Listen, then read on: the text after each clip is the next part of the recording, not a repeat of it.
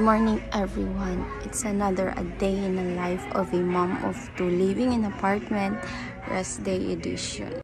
Hello mga Jay, so as you can see na nasag ko sa pandan, so every time makanhig yung pandan mga Jay, maugit ni akong rest day mga Jay, no. So mag movie marami din pagkahapon din kay di ko so kay ulan lami maligo pero tugnaw kayo din paghunong sa ulan mga Jay, nakakita man ko og kanang bulak sa tugkaran sa akong lula. So as a addict of og bulak, so ako ang gikuha mga Jay para sa akong apartment mga Jay. Din after dana is nag TV, nagsayaw-sayaw kadali sila ay din while ako nahigda-higda kay ting relax din ako mga Jay. Din after dana humana mo pang snack is nang laag mig bye-bye kadali kay wala lang gi-check lang namo ang bye-bye kung naunsa.